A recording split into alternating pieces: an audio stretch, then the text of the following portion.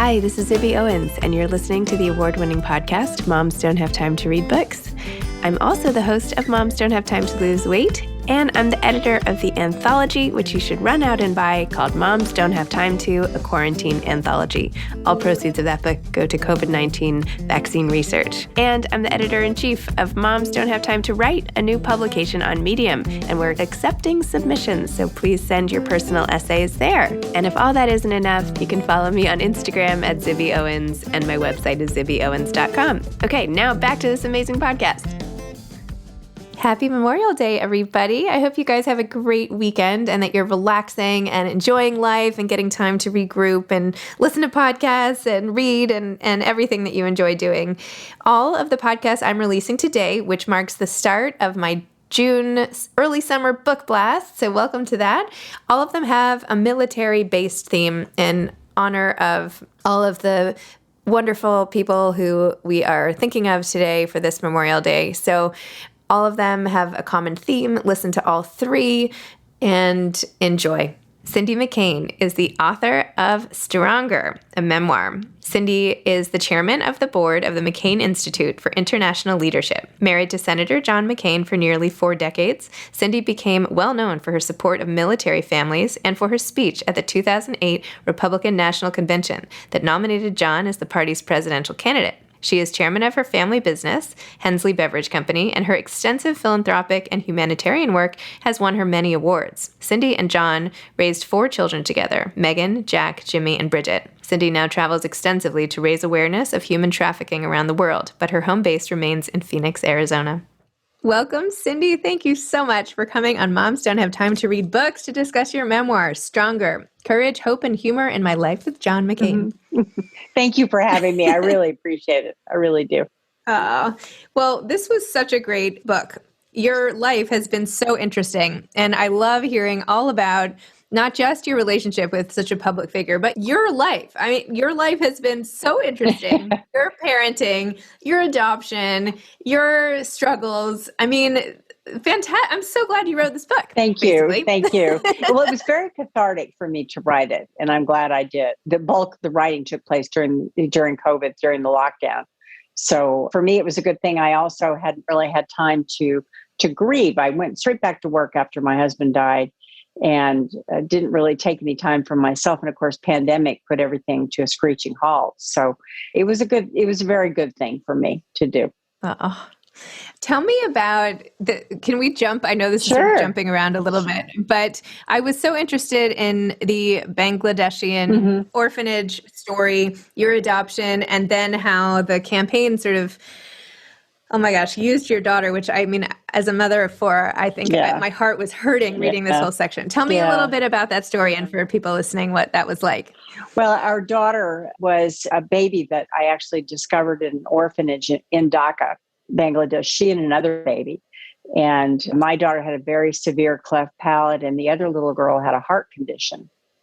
And so I was able I realized I could bring them home. I could get them medical care in Arizona. And so I proceeded to do all of that. You know, the nuns were very helpful. You know, they helped get passports and bribe all kinds of people to make it, to have it happen in a timely fashion. But what happened was we were getting ready to leave for the airport. And we got a call from the health ministry that said that I needed to go down and appear in front of the health ministry officials before I left the country. And I went down to this, it's a big room kind of thing with a long table. And there were all of these men sitting at the table, and they were all speaking in Hindi. And so I couldn't understand anything they were saying. And of course, being the absolute airport neurotic that I am, I kept looking at my watch and we're running late, all this kind of stuff anyway. So finally, I asked, what was going on. They still kept speaking Hindi. And then finally, a gentleman started speaking English, and he said, well, we can provide the health care for these babies, and we can do this here in Bangladesh. And I was so frustrated that I slammed my hand on the desk on the table that I was sitting behind. I slammed my fist down, and I excuse my language, but I said, "God damn it, do it! Why haven't you done it?" And of course, that shut everybody up. and they started stamping things really fast to get the crazy lady out of there, I guess. But it was the kind of thing, they were two little girls who were not going to get the health care. It just simply was not going to happen for them. And the nuns knew that at Mother Teresa's orphanage. And so they facilitated in every way me being able to get these two girls out. And it was really on the flight home that I realized that our daughter, Bridget, that she was going home with me. She had picked me as her mommy. And so I literally walked off the airplane in Phoenix, Arizona with a child, a new daughter, and introduced her to my husband, who didn't even know I was doing that.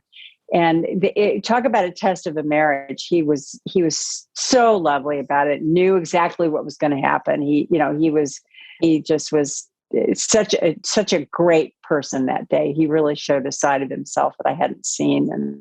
And we've been happy ever since. She will turn 30 in July. Wow, that's amazing. Yeah. Now I feel terrible. My husband came home with fish for my kids, and I was like, we didn't even talk about this. Like, what are you doing? You know, well, I am not as good a spouse, clearly. Well, it was the kind of thing too that my husband, he knew me well enough to know that I wasn't going to turn my back on a baby. And so it was fate. God had a hand in it, I'm quite certain. And she's been with us forever. And now, you brought up the discussion about her being pulled into the campaign. And that was a tragic time, actually, because she was too young to know what was going on. And this is the 2000 presidential race. And our opponent used her in a series of flyers and ads that said, "Did you know that John McCain has a black daughter?" This took place in South Carolina. And "Did you know he has a black daughter?"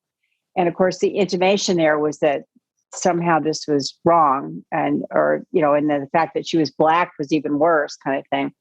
And so it was a terrible part of the campaign, but it wasn't until about 4 or 5 years later that she Googled herself and she discovered all this.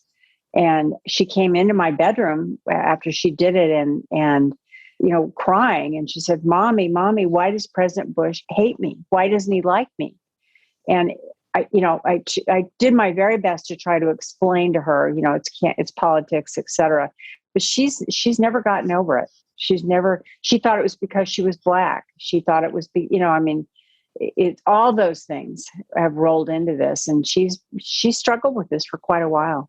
It was, words have consequences. And I like to remind anybody that's campaigning, or anybody anywhere really, that families are off limits. You can't do this. And unfortunately, we learned a hard lesson that day. Wow. Well, I feel like your book is full of lessons. Like at the end of every chapter, you just sort of sprinkle in, like they're not in bold and they're not like, there's no pull quotes or anything, but I'll keep reading. I'll be like, oh, okay, look at that. Like this is like, having my mom like sit me down and say like, this is what's important in life. Yeah. So I kept being like, okay, thank you for that. Yeah. Oh, I'm glad. Oh my gosh. Well, that was kind of the purpose in me writing this, is that, I have had a lot of experiences. I've made a lot of mistakes, which is really what I wanted I have learned from them. And so that's really, really what I wanted to share in all this. And that even in the most tragic of times, you can do it. You can make it through it. It sometimes hurts an awful lot though. And in my own case, it was definitely the case. But I'm a better parent for every experience I had that was bad. It made me a better parent. And so that's really the gift in all of this, was that. I hadn't known about your opioid addiction, and I thought it was so wonderful how you wrote about that, and we're so open. So many people are struggling I with know, that yeah. now in particular. And I'm sure having you as a role model for how to, and even the fact that you hid it and you didn't want your husband to know, and it was your parents who helped you through, and oh my gosh. Anyway, it was I hate to say it's so cliche. It's so brave of you to put this in, but it's really, it was great to go on the journey with you while you got through it. Thank you. Well, it's the kind of thing, obviously I would never want to relive that. And I'm still to this day so embarrassed that the whole thing happened. But I understand also, and this is what I try to tell a lot of people, that I talk to, especially in the media, is that the worst thing you can do to an addict is to shame them, because they're trying to get out. We're trying to get help. We're trying, all these, these things, and to be whacked down by the media, which is what they did to me very harshly too. You could, in my case, I had a great support system, but But not everyone has a great support system, and that could actually kill somebody by just shaming them in such a way that you feel like you can't face the world. And so I blame none of this on anybody. This was totally my fault and my doing. But I have reminded everyone, don't do this. Don't pick on anyone that's got it, because it's a disease. It's not a choice. It's a disease. And so yeah. I hope through the years I've made an impact on some of these guys. I don't know if they listen to me or not. I hope so. I hope so too. And being a military wife, mother, being so sort of enmeshed in this culture of valor and courage and everything, you wrote so interestingly, and I don't want to necessarily get into all the politics of it, but just how it felt to be not respected in the past administration for the most fundamental, virtuistic, is that even the right, anyway, thing you can do for your country? Yeah. Tell me a little more about that. Well, in our family, service is the key. It's a core element. And those are the things we taught our kids. And as you said, we have two sons that have both served. One is still serving and one has since gotten out. But to me, and what we always taught them is that that's that's the purest form of a gift, is to serve your country. And to be somehow troops, not just mine, but troops being shamed and called names because they were serving was beyond pale, in my opinion. It was something that losers and suckers, no, not at all. And anyone it was said about our troops, and I took great offense at that. Not so much for my own sons, although that was part of it, but for every other family member out there who has sat by and worried and wondered whether or not your child was going to make it out alive. And many didn't. They're not losers and suckers at all. They're heroes. And I would take offense from anybody that said that. But when it comes from the commander in chief, it was really terrible. It was really, really awful. Well, I thought it was so classy the way you wrote about it and how you explained that you weren't willing to talk about it at that point, but here's how you felt. And I think it was really, it was very well done. Thank you. You handled that whole thing for sure. And even the way you related to, just a little more on the military, your mother-in-law, right? And you said how Roberta, right? Roberta, how you didn't even know how she could have gone 5 years waiting for her son to get back. How do you get through that as a mother? She talked about it a little bit. She wasn't very open about it because obviously it was a tragic time for them. But she just simply, knowing her the way I did and knowing the family the way I do, their inner core strength is something to behold. And I believe that John gained a lot of that courage and that element of strength from his mother, because she was really something else. She was a tower of strength, and she was also one of the most beautiful women I'd ever seen, and just represented not just the family, but the country in such a way. She was, from years gone by, obviously, because her husband was in many, many years ago, but just the way that she served as well by his side and helped him through. So, I learned so much from her, and I was so intimidated when I first met her because I thought, oh my God, what have I done? Where am I? I don't know what I'm doing. And she couldn't have been more gracious to me in kind of maneuvering the dicey walkway of Washington, D.C. and the military as well. I mean, she was, when I approached her some weeks after I'd had the incident that occurred in the book that I talked about, being, you're seated by your husband's rank, kind of, it was ridiculous. And I said, I feel really bad. No one's, I understand they don't want to have anything to do with me, And I said, what should I do? And she goes, honey, that's their problem. You just get up and do what you're going to do. And it was like so matter of fact. And she was perfect. I mean, she was such a great inspiration to me. I loved her so much. Oh, that's wonderful.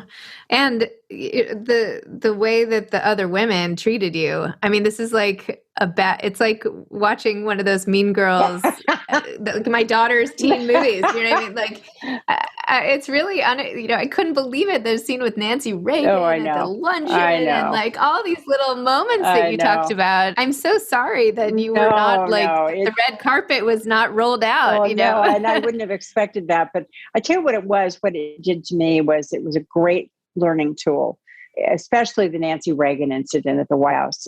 For me, it was, you always remember to be kind. There's no reason to be unkind to anybody. You shouldn't do that. And that just reminded me how important it was to be nice and be thoughtful to people. And especially for me, especially the younger ones, I enjoyed taking our younger wives and now husbands, but wives under my wing from Arizona and kind of, making sure that everyone was happy and they were doing okay in Washington and those kinds of things. Because I didn't have that, and I really wish I had. Wow. So what is it like at this stage when you've led such a public life, right? And you have this memoir coming out. Do you ever just get tired? Like, do you want to just like run to the gym or something and not have people recognize you? Like, what is it like now? I'm used to it now. I'm very used to it, and I'm more recognized now than I have been in some years past. What I like to remind myself is what John used to say to me. Look, there's no heavy lifting in this job, and one day no one's going to know your name. And he's right. So this is something I have a voice at this moment in time. I have a voice that I can use for good, and I am using it, and I intend to keep using it as long as I can. And just, enjoy because I've had a front row seat to history. I've absolutely never in my wildest dreams thought I would have been in the position that I was to be able to see and learn so much. And so for me, it was a great opportunity. And it was also something that obviously it shaped my life completely. And I'm happy for it. I'm happy for all the experiences I had, even the bad ones. I'm happy for them. And tell me a little about the things you're most passionate now in terms of your philanthropy and helping others. I've been working on the issue of human trafficking for years now, and this is still a big portion of what I do. I'm the chairman of the board of the McCain Institute right now, and we are involved in things like international leadership, and then of course human rights, human dignity, human trafficking being a part of it. And obviously, the first few years were set in the wave of making sure that people understood what human trafficking was and the ability to just recognize it. Now we're in the stage where we're actually activists and we're on the ground and helping to not just stop it, but help people get the kind of justice that they deserve, these women and children especially. So it's been a journey with this, and I love doing it, and it's needed. I mean, it's not stopping. So as much as I'd like to think we'd had that kind of effect, we haven't yet. And so it's the area of the work that I do that's most important to me. That's wonderful. So give me some like parenting advice here. You obviously have raised, I know, I just have to ask. No. So, I have a lot of kids. You've obviously grown kids who have a strong sense of duty and, all of this. Like what did you do right? And you talked a lot about how you had all these times to yourself when John was in DC and you were in Arizona and you kind of had the week to yourself. What do you think you did that worked really well? Well, what I tell young mothers especially is that the most important thing is consistency. Good or bad, consistency is in my opinion is the biggest marker in raising children. You're going to make mistakes. We all do. And you wonder, there was a time in my life when I had 3 teenagers at once and a 4th one really fast behind and really thought I was going to lose my mind. That was the time that I'm not kidding, I did this. My family has a beer company that has a lot of trucks and we have GPS locators on them. And I put locators on all my kids' cars because there were so many of them. I needed to know where they were, what was going on. Not that I didn't trust them, but I was terrified of kidnapping. And so I didn't tell them till much later, years later, that I'd done that to them. You're telling them right now. I put GPS markers on their cars, but it was a way, then I could watch them on a screen. I could see where the cars were and stuff. So It was consistency. And I think a good friend of mine taught me about not sweating the little things. I used to be a real nut for making sure the house was perfect. My house had to be perfect. And, with kids, it just isn't the way. And she said, you just relax about your house. That'll get done. The most important thing are these little minds that you have in front of you that you need to keep encouraging and keep enlightening. And it was the best advice I was ever given from anybody, is not to sweat the little things. And does that apply? Does that apply to the marriage as well? Yeah. How about the keys to a long-lasting marriage? I'm just like dipping into all your sources here. I think in our case, we started out. We never lived together, we just didn't do those things in those days. And so I married a man that I knew, of course, but I didn't know him that well. And so there's a big adjustment period in all of that, as you can imagine. And for me, the most important part of our relationship, aside from the fact that we were deeply in love with each other, was the fact that we were great partners. And we were partners in everything we did. And there, at no time did John ever not have, if I needed to talk to him or get the kids, somebody did something that needed their father's attention, he was always there. And he was home every weekend. We treated his work in Washington like a deployment. That's how we talked about it. It was a deployment, and that he would be home and he's serving his country. And it was the easiest way for me to make them understand that what he was doing was important, but that he loved them too. So it's a balance, like anything. You balance. I think the hardest thing, John came home one weekend, and it was during the Clinton-Lewinsky thing, and the news was full of all this stuff. And I literally was in the kitchen cooking, and I realized that there's this discussion going on the television set, and my kids are sitting in the kitchen about the oral sex and all these things. That in those days you didn't say those words, but now you do. And I thought, oh my God, my kids are good. How do I explain this? I got to turn the TV off. You couldn't watch television. You couldn't do anything. And so John comes home, and they were not very old. And when the sassy one says at the dinner table to my husband, "What's oral sex?" And John, without missing a beat, looks over at him and says, "It's when you talk about sex." And left it at that. They were too young to know the real stuff to it. So, like everyone, our family was no different than anybody else's. We had our raucous moments, and we had our tragic moments, and we had our fun times too. I love our dinner table conversations. We encouraged political debate. You had to be civil at our table, but we encouraged all the gamuts. And indeed, it was fun. We had a lot of fun. Wow. Well, now that you've gone through the book writing process, how did you find that experience, and what advice would you give to someone who's thinking about writing a book? It was actually for me, it was really fun. It was fun to put things together. I mean, there's some elements obviously that are hard work on it. The audio portion of it, it was particularly challenging for me to do the audio book, but it's fun. It's a really fun experience, and I would do it again. I don't know what I would write about, but at this moment, but there's some interest in me doing a travel book on some of the experiences that I've seen in weird places I've been. So, and I've been to some really weird places. So maybe that may be in the works. Excellent. Well, I do have something called Moms Don't Have Time to Travel. So if you ever want to write an essay about your travel experiences, I have a place for it. It's interesting you say that, because I had no problem, when spring break would come and the longer holidays would come, I had no problem pulling my kids out like a day early to travel, because John and I both felt that travel was one of the best educators. And we were always going someplace, overseas, be it local, whatever it was. And there was always a portion of that was very educational. So I think I had as much fun as the kids did planning it and doing it. So, but I encourage people to travel with their kids. It's fun. Yes. My mom always used to say, Zibby, if you travel with the kids, it's a trip. It's not a vacation. Yeah. I'm like, okay. She's right. Your mother's right. As long as you're Yeah, organized. Just have to be organized. Yeah. She lives in Phoenix too, actually. Oh, She lives in wonderful. Scottsdale. Oh, Yeah. wonderful. Good. Yeah. Anyway. Well, Cindy, thank you so much. Thank you for you. chatting. Thanks for sharing your story. Thank This was so you. much fun. And yeah, I can't wait to read about your travel journeys. I appreciate you having me on, and good luck with your 4 children. The hardest job, I know I'm not telling you anything you don't know, but the hardest job you'll ever do is be a mother, and the best job you'll ever do is be a mother.